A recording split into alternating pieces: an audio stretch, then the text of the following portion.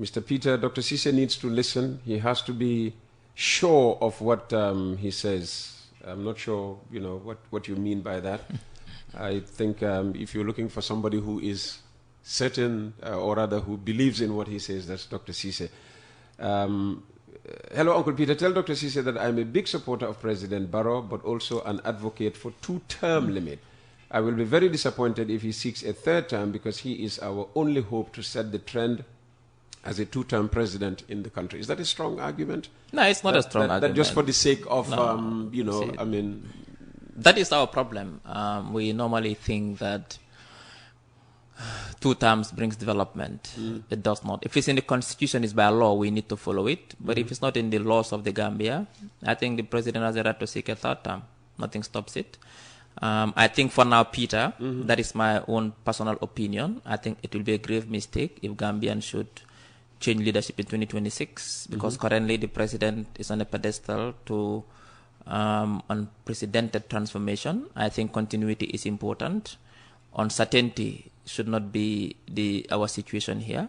I think for stability to continue, it's important that we give the president a third term to continue the good work he started, to also ensure that there is stability, also certainty as well, both in our public finances, development, you name it. So I think it's important that Gambians give President Barrow a third term to continue the good work he has started, and also to ensure stability. Lifting of moratorium on radio broadcasting license. When I read the press release from the Honorable Minister on the above subject, I kept wondering if he thinks we cannot add 1 + 1. The conditions given for the lifting of the moratorium are such that the KMC community radio is still denied operations. He says only rural radio stations or urban commercial radio stations who can prove capacity for national coverage. Can you see that it was purely intended to deny KMC community radio license? He talks about spectrum management, and we all know the spectrum can accommodate hundreds of stations.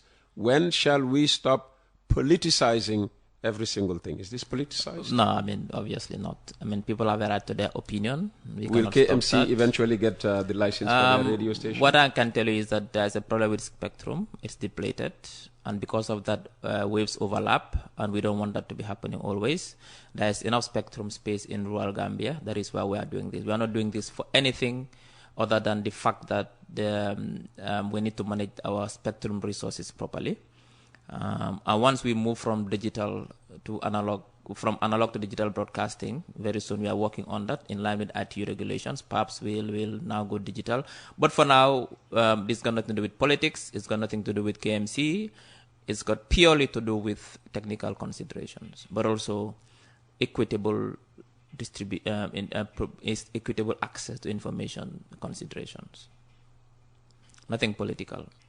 That I can tell you. So if NPP wants to set up a radio station at Manka Mankunda, they will be given a license? Well, I'm not sure whether political parties... It's a hypothetical question. Yes, I understand that. But if anybody wants to open a radio, start a new radio in rural Gambia, and you fulfill all the technical, legal, financial, operational, administrative criteria, and Pura does their evaluation properly and recommends that you be granted a radio station, and I go through that particular evaluation report and realize that yes, they are right, obviously we'll grant you a license without fear or favor, without looking at who applies or not. For us, we're here to serve the Gambian people, and there are regulations, and as long as the regulations are met and those criteria are met, we give license. Okay. I'm being asked to ask you this question. Good morning, Uncle Peter. Kindly ask the Minister why the police arrested a Gambian bakery owner in Brikama because he refused to increase the price of bread that he produces, because he said the price of the flour has not been increased.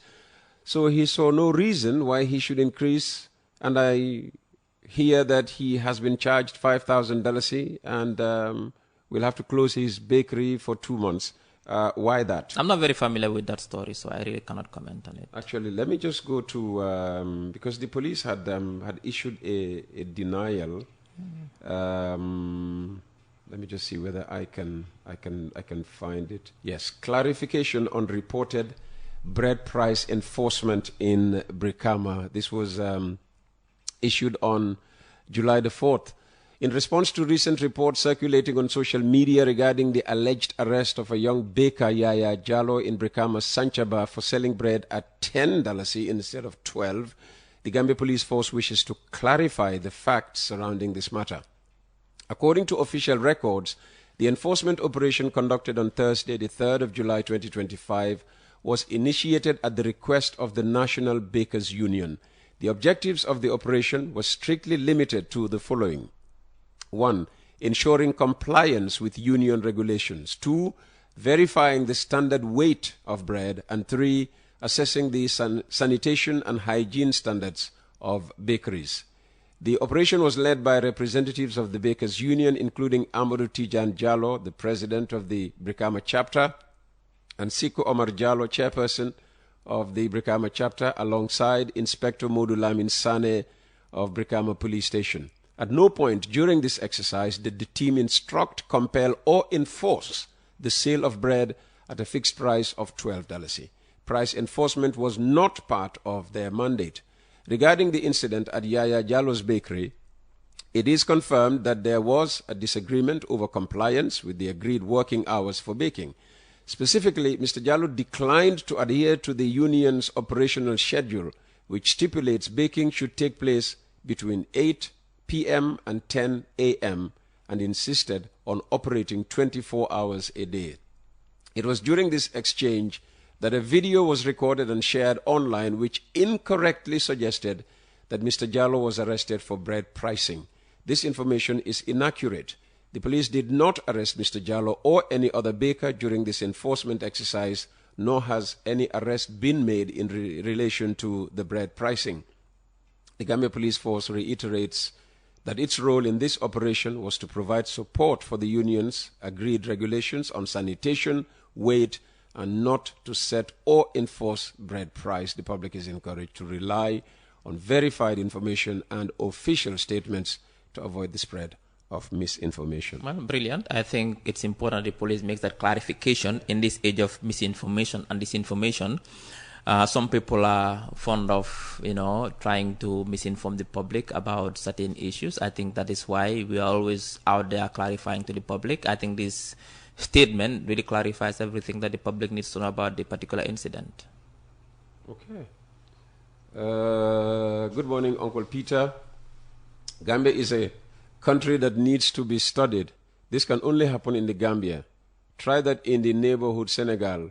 Where is price control? But this will always be the outcome if the Ministry of Trade is dormant and disappointing. And also, if you hand over your source of living to foreigners taking control of the economy. I'm not sure about that last bit. But it comes back to the same question. What can the Ministry of Trade do? But like I said, Peter, for the past, since COVID struck and since it's ended, there has been a lot of price increases across the board for various commodities. So therefore, only bread was one of the main commodities, critical commodity, that we did not increase the price as a government because we realized that we could not afford to do that at a particular point in time. Because it would have been devastating for many families. But we reached a point where also we need to consider other factors as well. And I think the increment, like I said, is not desirable for government. We didn't want it to happen. If we are able to give Gambians free bread every day, we would do it as a government. And I promise you, of course, yes. If we are able to, if we had the resources to give Gambians free rice, free bread, free oil, free onions, free potatoes, we'll give them every day free. But we cannot, because, like I said, the Gambia is not a resource-rich country. We rely mostly on taxes and the receipts we get from agriculture and tourism and other sources of income. And remember, our expenditures are huge, Peter. We have to provide security. Gambians want security. Gambians want good education. We have to provide education. Gambians want good healthcare. We have to provide healthcare for free with medicine.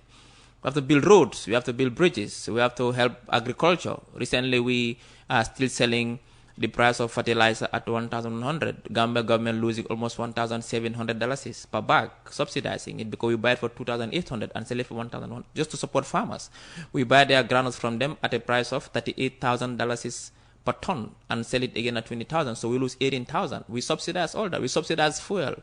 We subsidize NAWEC, so people pay less per kilowatt hour for the electricity. Help the farmers to move away from groundnut and, But we help them get seeds as well, seedlings as well. So we have to build roads, we have to pay teachers, we have to pay nurses, we have to pay police officers, we have to do this. I mean, so you look at our revenue streams as a government. So sometimes people need to understand that, to be honest, government is doing what it can. And if we can provide free bread, free oil, free commodity, we'll give to people for free. Even if free electricity, we'll give it. But we cannot at this point in time. And I think it's not easy. Yes, it is challenging. But we are doing what we can to make sure that Gambians live in peace, in a stable environment with no scarce commodities. That is what is important. Other countries, there is scarcity. You cannot get commodities. You cannot get basic commodities. Here, there is no scarcity in basic commodities, no scarcity in medicine. You cannot tell me that I cannot get medicine anywhere, both in the public and private sources. You cannot tell me there is scarcity of basic commodities like rice, oil. There is no scarcity at all.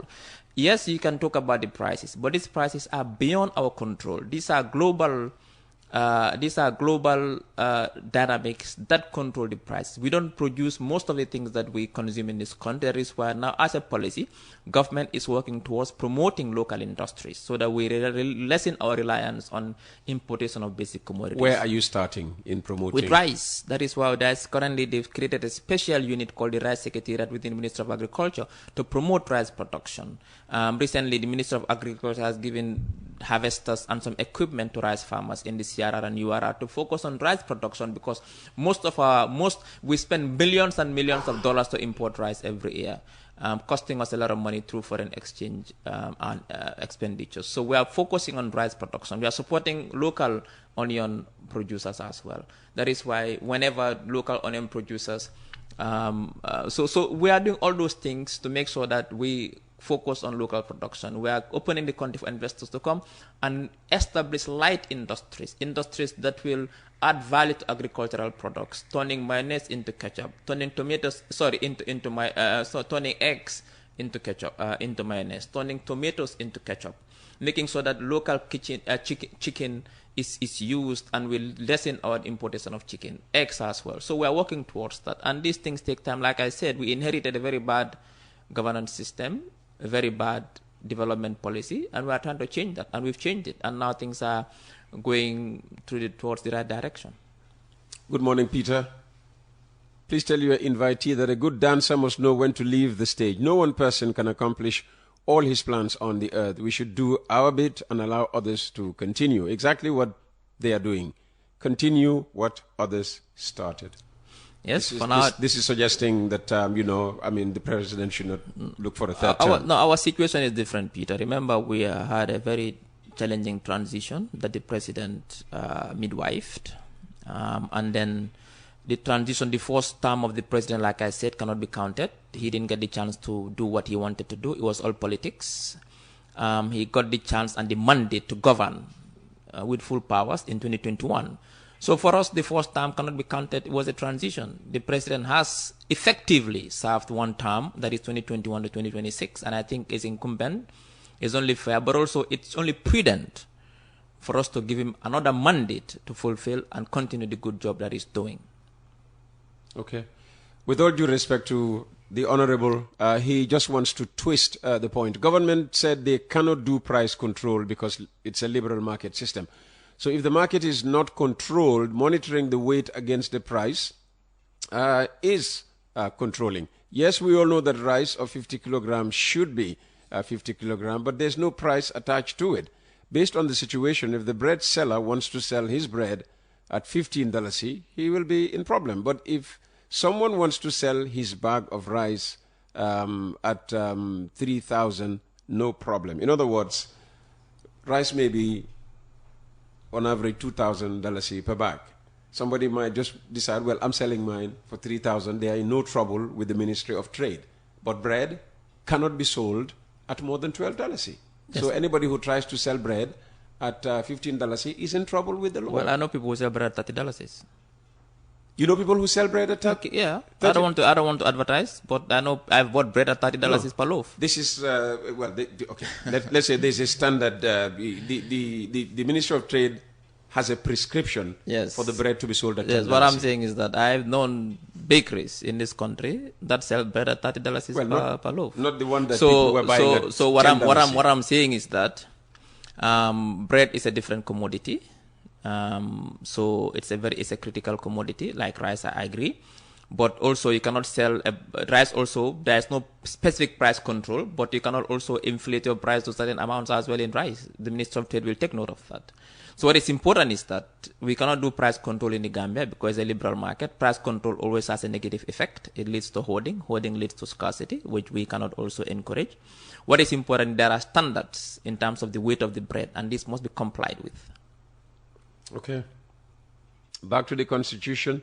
Where is the patriotism of some of our MPs if they cannot even give the draft 2024 Constitution a chance to go to the next level where the contentious clauses could be negotiated further and removed or added to for a better document? We can recall when the 1997 Constitution was reviewed only to remove the age limit to allow a particular party leader to be able to stand despite his advanced age. Most of our politicians are only concerned about themselves. Think of the people you are representing. But I think Peter is right, and I agree with the texter. I think if this constitution was taken to the committee stage, would have given us the chance to do broader consultations at every region at that stage to get a constitution which we will not get 100% consensus, but at least near consensus. Not a perfect constitution, but a near perfect constitution. And they killed it for no reason. A few people cannot decide what the people, for the people in that manner, like killing it just like that, just because they have a personal vendetta against the executive. It's unfair. And I think it's uncalled for, and governments must punish them for this. You're not being consistent. You just dissed the 2020 draft. It was also rejected by what would qualify as a few people. No. It's them. It's the same people who killed it. The same people who killed the opposition, the UDP and the allied, those who voted, they killed it.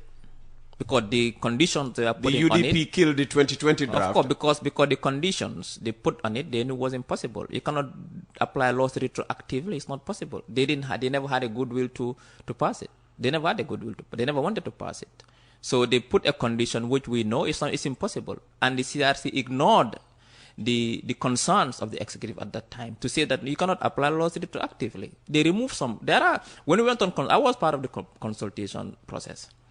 Many people, over 80% of the people said that they want an age limit in the constitution. The CRC removed it because Holadabo had said that if they remove, there was a clause on serving time in prison. He said if they leave it there, he'll kill the constitution. They changed it, and then they also removed the one on age limit. So there was no goodwill on the part of UDP to pass a constitution even in 2020. If the commission kowtowed to everything Lawyer Dabo wanted, why would UDP now kill that same document that was, from what you explained, crafted to suit the likes of, of Lawyer Dabo? Just because they never wanted it to pass in the first place. That is why they put a condition which says that retroactively, which is not possible. They know it's not possible. They never had the goodwill. UDP never had the goodwill to pass the constitution. No, the UDP did not put the retroactive clause in there. Yeah, but they influenced it. It came with the 20... Yeah, but they influenced it. Yeah, but why would they influence it only to kill it again? Yeah, because they don't want it to pass. I'm confused. Okay, all right, let's move on. Let's do it. Good morning, Peter. It's disappointing to hear Dr. Cisse defending bakers who are robbing the Gambian people, even at $10. There's a huge profit in baking.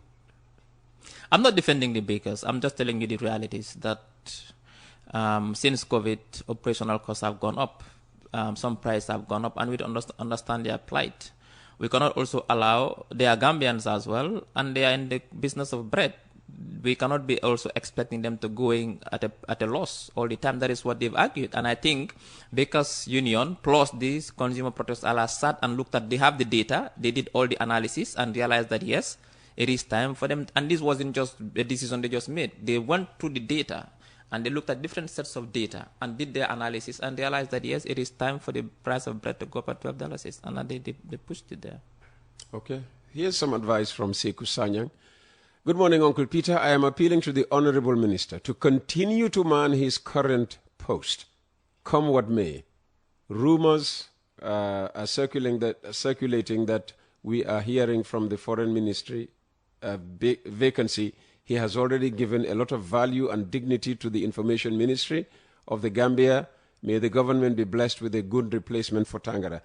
In essence, remain Information Minister, even if the position were offered to you. I have long-term plans and vision for the sector, information sector, and I'm focused and committed to fulfilling those long-term plans. I'm not thinking of anything else, right? And I'm just serving my mandate as a Minister of Information, and I'm focused on that. So I don't listen to rumors and speculations. I just focus on my job as Information Minister. If the President offered the Foreign Ministry, would you decline? Right now, I'm focused on my job as Information Minister. Okay, let's just question. I mean, this is it's a hypothetical question. Yes. I normally don't answer hypothetical questions. I'm focused on my job as Information Minister, and I'm committed to delivering the vision for the sector. Okay. If Barrow says, Ismail, I'm moving you to the Foreign Ministry, you'll say, no, leave me where I am. I'm more effective there. For now, I'm focusing on my job as Information Minister. Assalamu alaikum, Uncle Peter. Good morning. I think Dr. Cisse should stop misinforming the people, because there is still a shortage of cement in Brikama Bar, and Jibi Mbalo voted against the 2024 draft. Were you in the National Assembly? Well, I was there yesterday, but what I can tell you is that for the vote? I wasn't there, but the information I got is that only one person did not vote, and that person is out of town. So if Jibi Mbalo did not vote, I'm not aware of it. He might be correct, but that's not information I got. The information I got this morning is that all NPP MPs who were there said they voted, and Jibi Mbalo was there at the National Assembly. He voted against, according to at least two people now. He voted against the Constitution? Yes. Well, I don't think so. I mean, I'll find out, but I don't think so. I don't think that would happen. Okay. Because he was there, and in his speech, he spoke and supported the passing of the Constitution. So it would surprise me that if he should speak on the debate plenary to say that he gives his support to the Constitution and then votes against it, that'll be very interesting and very funny. Yeah, absolutely. Well, maybe Jibi Mbalo should come out with a statement. I mean, maybe. Jibi, did you vote for or against the Constitution? Do you have his number? If you had his number, we would try to call him on I don't have there. his number, unfortunately. All right. Another concern, Uncle Peter, what is this government doing about misinformation going on social media, security-wise? In terms of what? I just read the text as I'm not aware. I think maybe they are suggesting that the Gambia is insecure. Every now and again, the police, report cases of homicide and yeah. But and Peter, remember, there's a difference between crime reporting. Yes, has increased because now we have social media. Remember, under Jammeh, we had only one TV. We had no online media. As far as I can remember, there was no Kirfatu, there was no Fatu Network, there was no PRFC, there was no VOD. But now there was Freedom Radio and Freedom Newspaper. Yes, but not on the ground. Now reporting has increased. Media doesn't have to be on the ground. We have a free media now. People report everything that is happening. I think Gambia, by and large, is a stable, secure country. Last week we were named as the most peaceful country in West Africa. Number one. The fourth most peaceful in Africa, and also the 55th most peaceful in the world. So I think that alone is a very good scorecard for the country. The country remains peaceful and stable, and this will continue under the leadership of His Excellency the President, Adama Barrow.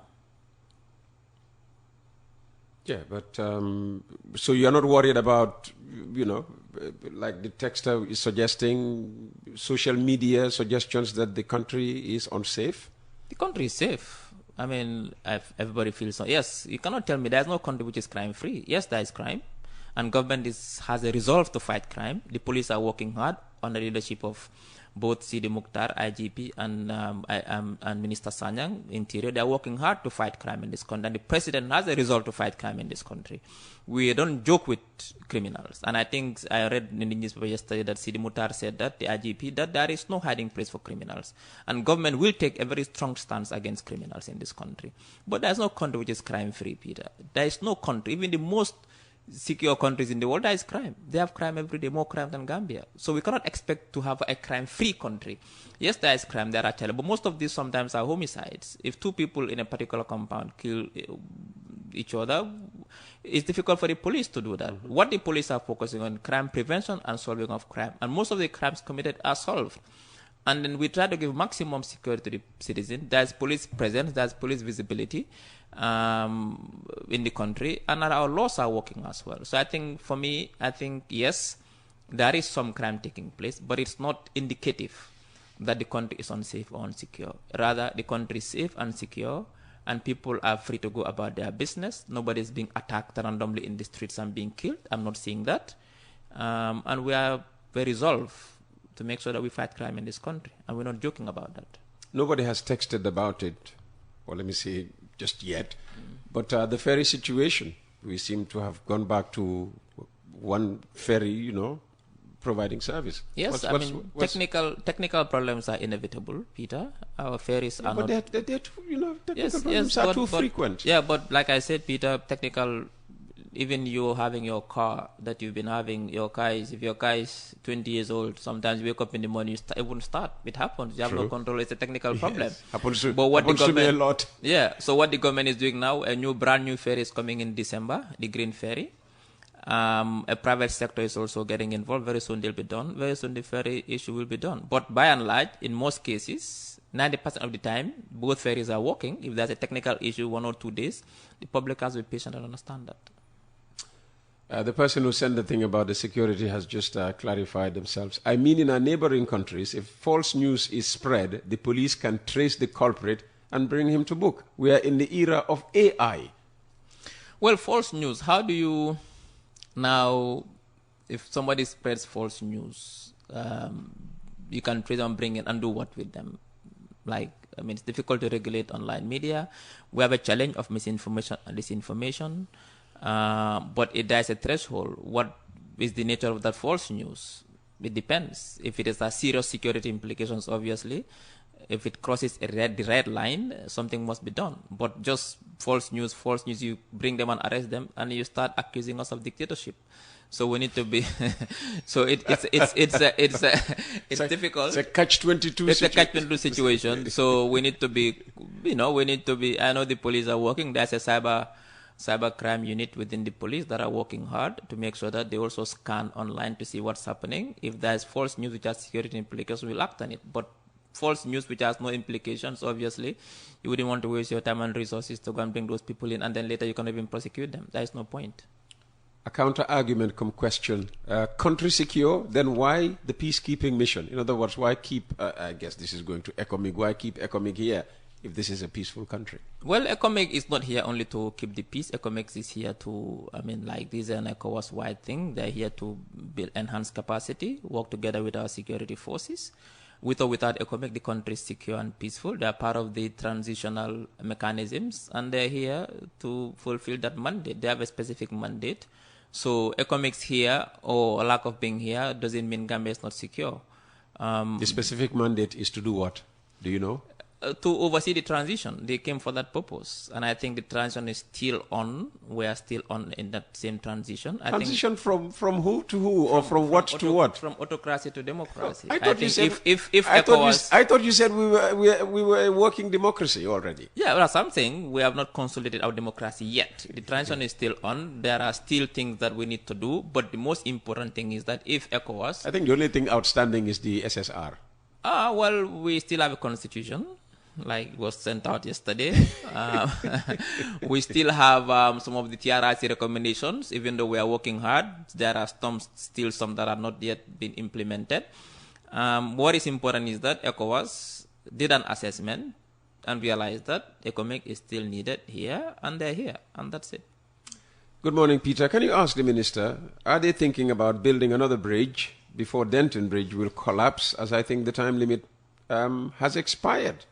Denton Bridge will not collapse. Bridges don't collapse like that. I think NRA is on top of the game. They assess these bridges and evaluate them once in a while. I think Denton Bridge is good to go. We will not put lives at risk. We're always making sure that these bridges are being inspected periodically and make sure that they meet the requirements for a bridge that is to be used by motorists, both trucks and small vehicles. So Denton Bridge is safe. We can assure Gambians. Good morning, Peter. There is MPs who is from Borough NPP who said yesterday that to reject 2020 draft constitution was a mistake. And now Mr. Cisse is here saying it's UDP who reject 2020 and 2024. How and why? No. So there's at least one MP from that is his opinion. So you cannot bring my opinion together with that person's opinion. What I can tell you is that if there was goodwill on the part of the UDP in 2020 draft, they would not have insisted on that particular clause, which is that the term will be applied retroactively. There should have been consensus at that time, but there was no consensus. I mean, obviously, you cannot expect a law to be applied retroactively. So that is my opinion, that if there was goodwill on their part for that to be passed, there should have been compromise. And I went to Abuja with other party leaders immediately after the draft was sent out in 2020. We went to Abuja. We had a meeting with Goodluck Jonathan. Everybody, all the party leaders were there. Everybody in the room agreed, except the UDP, for us to give the 2020 draft a second chance, but accepting that the retroactive will be removed. The UDP refused. They said, no, it must be left there. If we had agreement in that room at that particular day, we would have come back to Banjul and passed that constitution. The only sticking point was that we agreed on every other point. And I personally remember telling Lawyer Dabo, when we were having lunch, that... one-on-one, huh? Yeah, I told him, Mr. Dabo, and KK was there, KK, I think the MP from Gunjur. I said, Mr. Dabo, let this pass. Let us remove the retroactive clause. At least we'll get a constitution. At least we'll get 50+1. We'll get a quota system. Otherwise, if we don't let it pass and President Barrow wins, he'll get 2 other terms. And he turned and looked at me and said, you think he'll win? I said, that is why they call it election. But they said, UDP said no. Goodluck Jonathan went down on his knees begging Lawyer Dabo. Really? Literally? Literally. Removed his cap, his heart. I was there. Mama Kande was there. All the pilots were except Doi. There was in there. Said, accept this. Remove the retroactive. We go back to Banjul and pass this. And when we came back, UDP was accusing me of going to Abuja and selling the constitution for $600.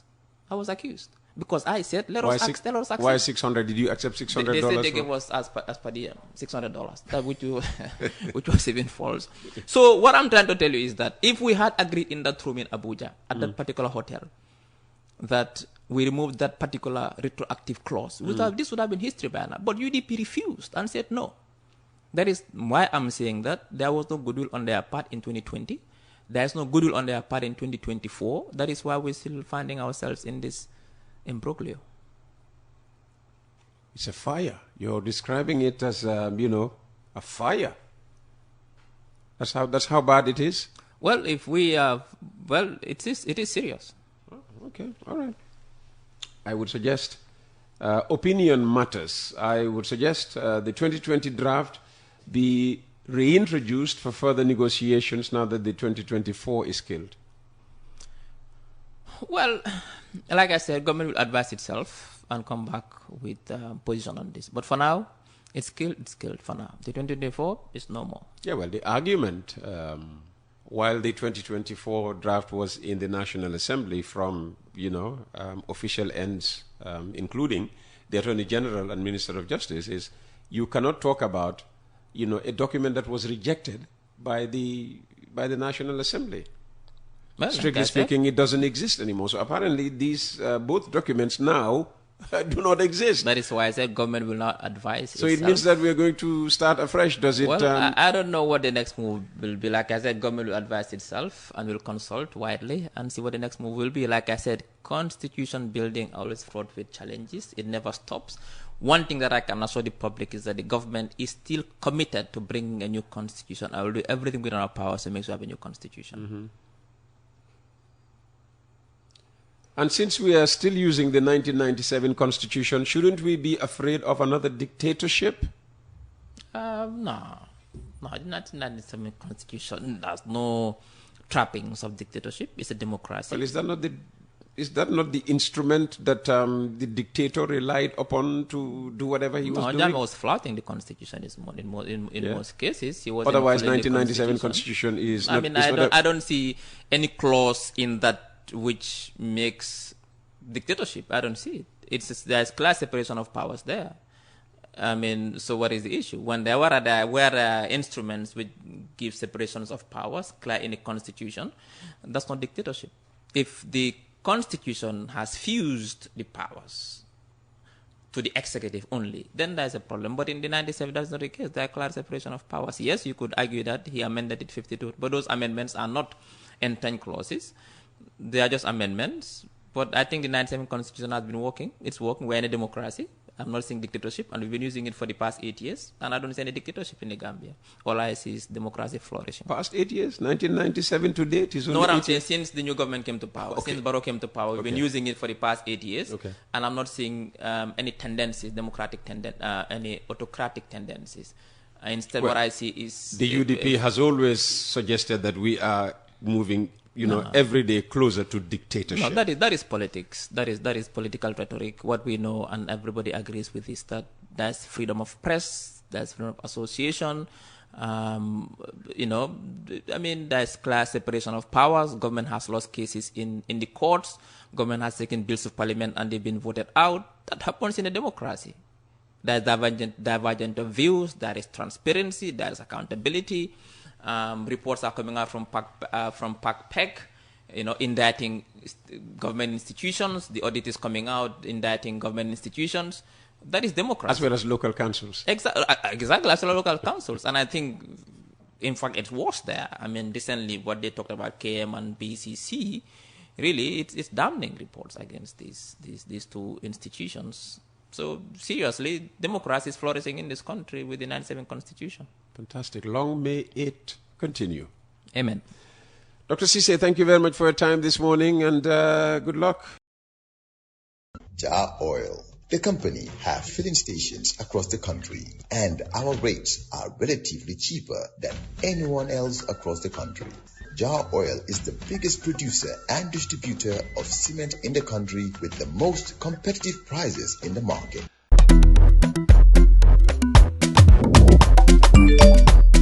Axel jam si Wave. Yo, apply. Yo, luta do dede. Luta mo nulo jël moto nga andil ma xaalis. Hello? Bësal mu fay. What? Bësal mu fine. Oh, yes! Wave Axel Gambia. Deposit and withdraw money, pay bills and buy mobile credit without fees. Transfer money wherever in the country for only 1% fee. At Wave, Bësal mu fine. Wave, your money is yours.